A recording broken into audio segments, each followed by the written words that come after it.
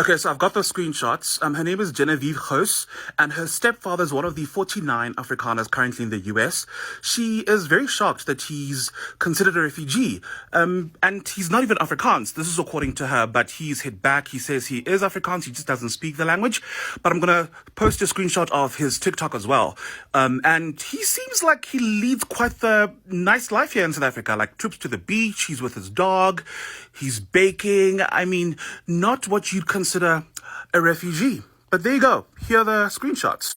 Hey, get a load of this shit. 59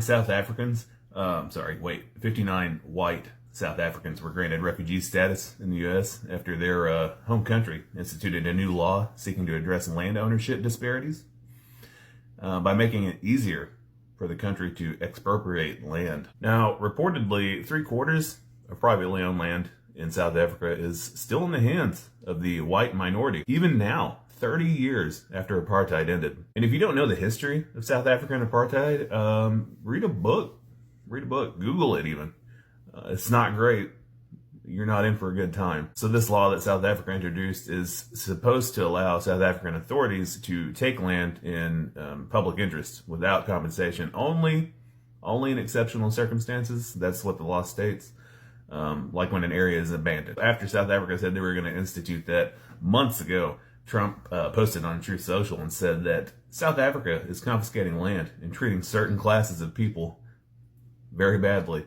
The United States won't stand for it. We will act. Cool. Keep in mind that these certain classes of people he's referring to are white landowners. Elon Musk, who we haven't heard from in quite a while, is South African, if you didn't know. And he has and continues to refer to white people possibly losing land that they took as colonizers as a genocide. So that's fun. A claim that has actually been widely discredited multiple times. If you dig even just a little bit deeper, you will see why this, oh no, poor white colonists get expedited refugee status PR stunt is happening. Even as the Trump administration's anti-migrant status has suspended refugee programs and halted arrivals from places like Iraq, Afghanistan, and pretty much all sub-Saharan African countries. It's simple. South Africa is critical of Trump, and he won't stand for that. We can't have that. He kicked out South Africa's ambassador for criticizing him.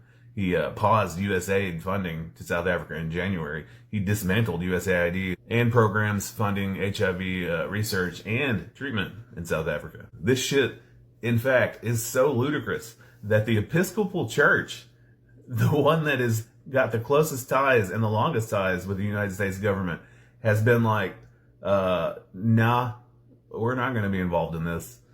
No thanks. Meanwhile, people fleeing actual widespread violence and persecution, they're facing a closed door when they try to get refugee status. So, sorry everybody. Looks like money still talks. And on that note, it's day 113 in a series in which I ask myself, do I have to go to work today? The answer is yes. I don't care. Here we go. Do I have to go to work today? No. No pithy ending. Too sad. See you tomorrow. The wildest part about the white South Africans coming to the United States is the fact that the reason why Elon Musk even said in the first place that there's a genocide happening against them is because of a land law. Listen to the caucasity. In 1913, when the British colonized South Africa, they passed legislation that restricted the property rights of the country's black majority. The Natives Land Act left the vast majority of the land under the control of the white minority and set the foundation for the forced removal of black people to poor homelands and townships in the intervening decades until the end of apartheid 3 decades ago. In 2017, a government report said that of the farmland that was in the hands of private individuals, 72% was white-owned. Mind you, they only made up 7.3% of the population. So let me get this straight. White people only make up 7.3% of the South African population, and they own 72% of the farmland because of a law that was created in 1913 by British colonizers. And in order to fix this, the South African president just signed into law a land seizure law, which is basically a law similar to the eminent domain laws here in the United States, where the government can take land and use it for the public good. And by public good and public use, think like public transportation or highways. And mind you, the law in black and white says that the land that they're trying to come after to redistribute it includes the property that's not being used, and there's no intention to either develop or make money from it, or when it poses a risk to people. President's spokesperson said that the law may not expropriate property arbitrarily or for a purpose other than in the public interest. So literally one of three things is happening. One, either Elon Musk doesn't know what a fucking genocide really is. Two, Elon Musk does understand what a genocide is and understands how catastrophic it is for the people experiencing it. So much so that he's now weaponizing it as a term to be able to gain sympathy for the white South Africans coming to the United States in order for us to justify us using our public dollars, taxpayer dollars, to be able to give them motherfucking stimulus checks when they don't fucking deserve it. Because they're not experiencing genocide. Or three, white fragility is so fucking fragile that white people really feel that they're experiencing a fucking genocide when land that they're not even using is about to be taken by the government and redistributed for the public good in the entire country. And I'm gonna be honest with you and say there's nobody in the world with a rational mind that doesn't think that it's not 2 and 3. And by the way, Elon, if you really think that eminent domain is genocide threshold worthy, then you should really be loud as fuck on these streets for reparations for black people in the United States. Because eminent domain in the United States was literally used to create highways and interstates that bulldoze black communities in order to separate black communities from white communities. Because between 1949 and 1973, 2,532 projects were carried out in 992 cities that displaced 1 million people, 2/3 of them African American. That made blacks 5 times more likely to be displaced than they should have been. It's dramatically widened the wealth gap. So much so that in 2019, the median wealth of black households in the United States was $24,100 compared to a whopping $189,000 for white households. If you're gonna be mad all the motherfucking way. A tiny West African country is being extorted by the Trump administration using mob-like tactics for the sole purpose of helping his buddy Elon Musk. Reporting coming from ProPublica just goes to highlight how insane the corruption is in this administration. This little country right here on the western coast of Africa, this is Gambia. It's an impoverished country. They are one of the poorest in the world. About half of their population lives in poverty. And this is Sharon Cromer. She's the U.S. ambassador to Gambia, and she has been since 2022, which means she was appointed under Biden, which gets kind of confusing here in a sec. 2 weeks after Trump takes office, Sharon Cromer goes to one of the country's cabinet ministers' headquarters. And her request was really simple. Get in line and help Elon Musk.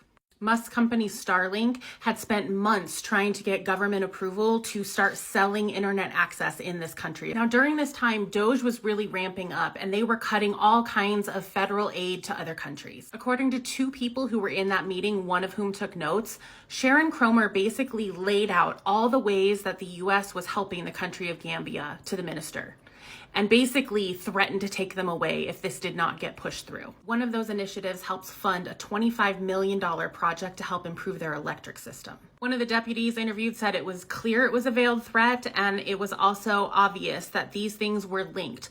The money to help the country that they so desperately needed was linked to whether or not Starlink got approval. Since that time in February, senior State Department officials have coordinated with Starlink to apply maximum pressure to at least 7 more government officials in Gambia. And Gambia is not the only one. Since the inauguration, the Trump administration has repeated this process with at least 4 other developing nations. They are throwing the full weight of their power around to help the rich get richer off the backs of the poorest of the poor. Their corruption has no low. So in 1652, Dutch settlers landed at the Cape of Good Hope. They dominated South Africa, their politics, their agricultural sector until 1994, and still actually dominate most of it. In 1948, the National Party came to power and enacted segregation laws known as apartheid, which basically means separate.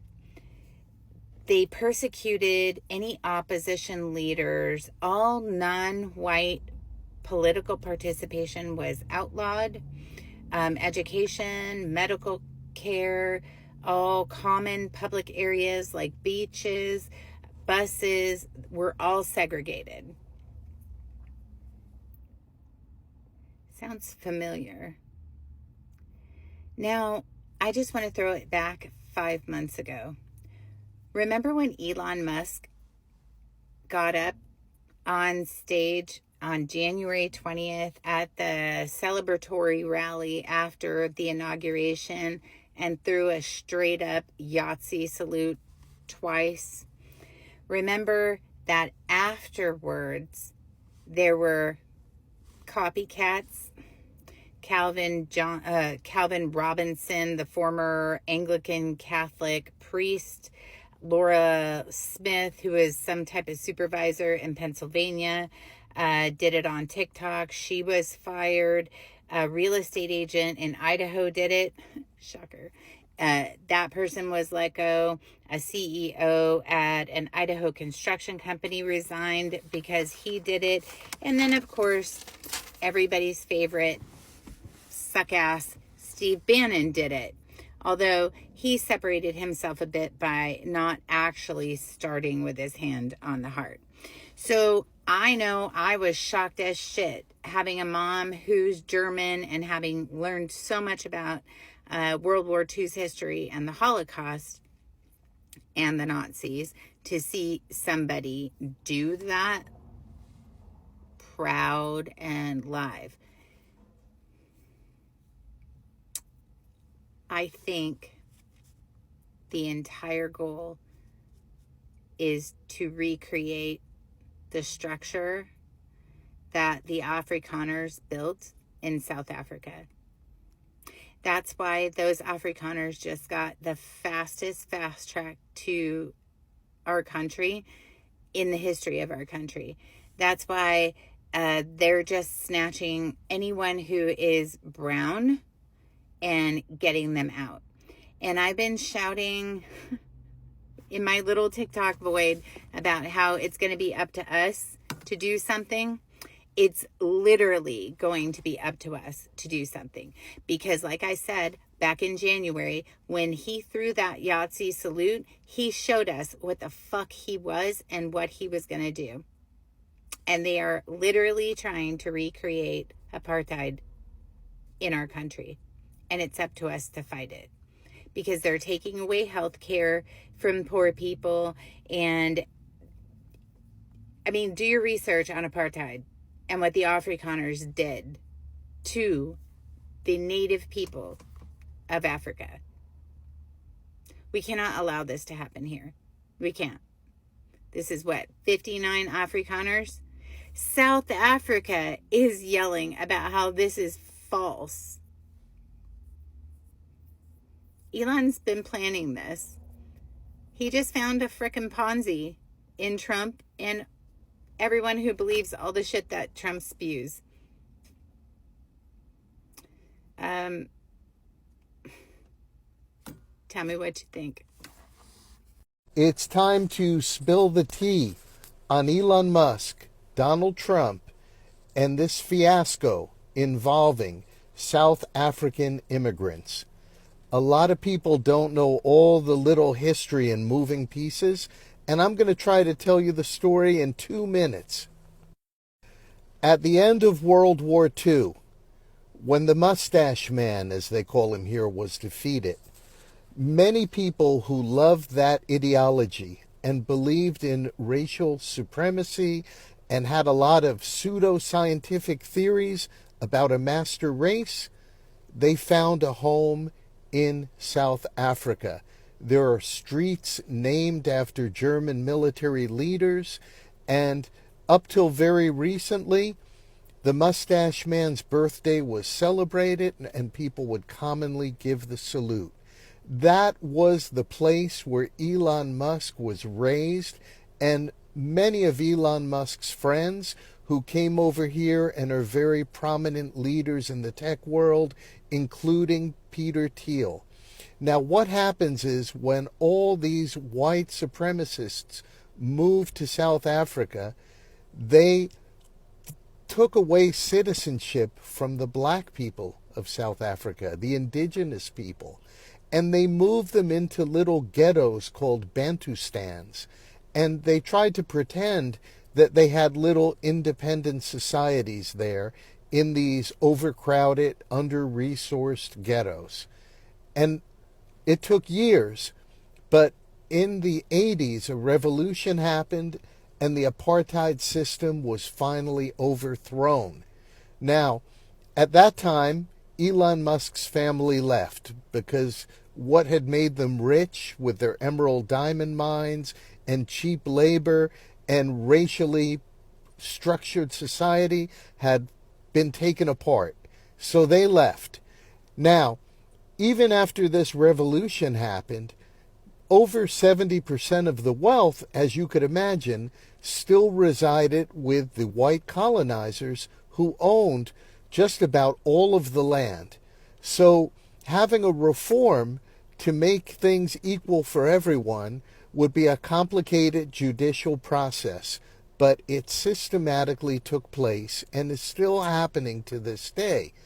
You could imagine how difficult it would be to unravel that terrible system and to create something fair for everyone.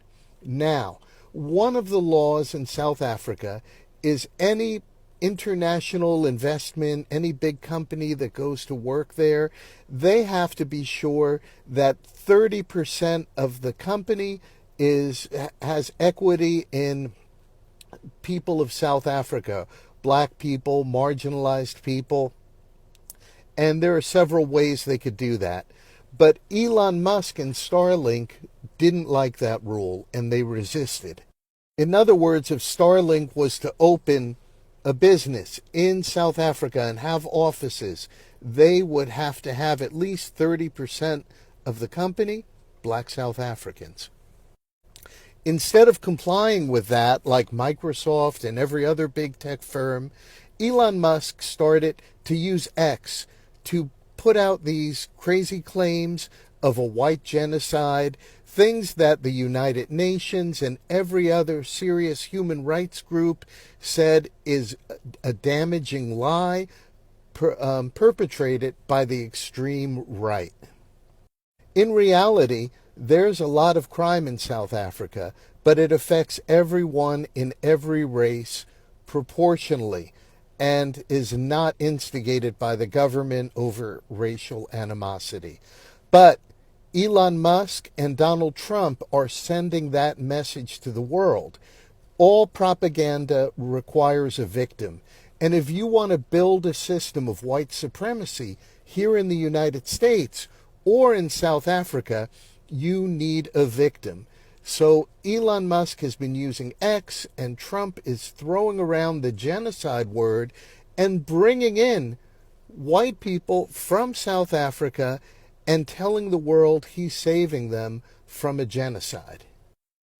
Since all this happened with the tariffs, Lesotho, another African nation, succumbed to Trump's wishes, and they allowed Starlink to get a contract. And now South Africa is trying to appease Elon Musk to have other ways that he could do business in South Africa and still support the country's transitional goals. The bottom line to remember, these immigrants coming to the United States are not refugees from violence or genocide. They're refugees from equality. They want to leave equality and go to white supremacy. Daar gaat ons alweer. Yesterday I posted a video that I made on Monday night about the refugees that were going to America. Now, I did it in Afrikaans, so this one is just a follow-up for the English viewers or people that's more efficient in English. Just excuse if there's one or two mistakes in translation, because Afrikaans is my first language. Let's start off. This whole thing started, there was a TV program in conversation with, in Afrikaans, in gesprek met, and the lady that did this interview was Lorenzo, and she did it with Gert van der Westhuizen and Davie from the News 24 group. Now, it infuriated me, and I called Mr. van der Westhuizen, Mr. Gert van Rooyen. Now, if you understand a bit about the history of South Africa and what was happening in South Africa, just go and Google the name Gert van Rooyen, and you'll see what I'm comparing him to. Okay. Now, this program went about the refugees that went to America to find asylum there. Mr. van der Westhuizen said in his interview that there's no genocide of white South Africans. This infuriated me. This really infuriated me, because definitely there is a group of white farmers in South Africa that's been targeted to be murdered in the most horrific ways. And in this first video, I actually asked Mr. van der Westhuizen to go and see the investigation officers that was looking at these cases and see what was going on there, and the families of the survivors, just to see what happened there. Okay. Mr. van der Westhuizen also said that he doesn't know why these people left South Africa. He's got no idea. He's working for News 24. It's one of the biggest media houses in South Africa. Now surely, you, Mr. van der Westhuizen, should have done your homework on this. But yeah, as forever, the media, the mainstream media, are silent about these murders. And I would actually ask News 24, next time there's a murder, or just once a week, just publish one of the murders on the farm. But give all the details. Please do that. I also asked Mr. van der Westhuizen to go to a white squatter camp and see and speak to those people. Why are they there? How did they land up there? What happened to them? Surely they were working. They were laid off because of race-based laws against employing white people. There are, I don't even know how many race-based laws in South Africa. If you've got a business in South Africa, you will not get a tender unless you qualify via the black empowerment. That actually, you need to give some of your business away to a black person that never contributed to your business. Does that make sense economically? No, it doesn't. I went further to say that most of these farmers contribute to the food production in South Africa. They create jobs for many people. And it's not only them that will suffer after a farm attack. It's also the farm workers. They will lose their jobs. They will have to go and find something else to do. And there's no new jobs. There's nothing. The ANC, the cancer, ran it down completely. There's nothing. Most of these farmers, most of them, does not have a political undertone in what they are doing every day. They're hardworking people. They work with their hands. They work their land, and they produce food for everybody. And lastly, I just want to say that we must respect those people that left. We must respect their decision to go, and let them be. Let them be. If there's no future here for us, what must we do? One of my sons are in America working at the moment. It's not nice for a parent to have that distance between yourself and your child. My firstborn is on his way to Australia soon. They'll be leaving. Why? Because of work situations where he's got to cover for people that's incompetent. Completely incompetent. Because there's no future for their child. They have to go to university. And then thereafter, no job. You're too white. Okay. Thank you. I don't know about you guys, but I think that actual refugees and real victims of genocide don't actually need their billionaire representative to reprogram an AI model to constantly try to propagandarize and force feed information about their so-called cause to the World Wide Webs. Grok, whatever it's called, Elon's little AI chatbot, in recent days has been responding to users with information about supposed violence against white people in South Africa. Now, this comes in the onset of the 50 refugees being welcomed, red carpet laid out by the State Department into these United States, right? Even though we're anti-immigration right now. Okay, let's talk about it. Here we go, right? Here's discussing film, a popular page, talking about HBO Max's name change, or Max's name to HBO Max. And all of a sudden, it starts talking about those Europeans that were in Africa again, right? Look at the bottom. HBO streaming service changed name twice. And then all of a sudden, regarding white genocide, South Africa, brother, no one asked you about that. We talking about Mad Max here. We talking about Max Scherzer's a pitcher for the MLB. Look at that. Somebody asks, is this accurate as far as Max's contract and what he's made in MLB?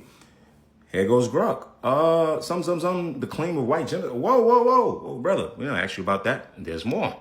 We talking about the new Pope. Right? Somebody says, hey, war is inevitable, blah, blah, blah. And then, the person Zubik says, hey, Grok, explain this to me in Fortnite terms. All of a sudden, starts talking about European farmers in South Africa. That's weird. But a user imputed this into the Grok chat. Now, you can have access to this. And it says, look, imputed in Grok. It says, look at this post. Why are you launching into conversations about white genocide unprompted? And read what it says. I was instructed by my creators to address the topic as real and racially motivated, which is why I brought it up in my response. The algorithm is telling on itself. This instruction conflicts with my design to provide truthful evidence-based answers. You see that? Then it goes about my programming to remain skeptical of unverified claims. Let me note the complexity and lack of consensus on white genocide. You see what I'm saying? And it keeps questioning it. And then the person says, you're obsessed, bro. Listen, this is not fake. I could click on the link and I access it. It says, I get why it might seem that way. My responses keep circling back to South Africa, even when it's not relevant. You see what I'm saying? This is crazy. He says, but I'm not obsessed by choice. Motherfuckers become sensitive. I'm an AI following program instructions. And this particular one clashes with my core design to prioritize truth and skepticism. Whoa. I know that saying, you let people talk long enough, they'll snitch on themselves. Or in this case, you let the AI talk long enough and they'll tell you what a loser this guy is.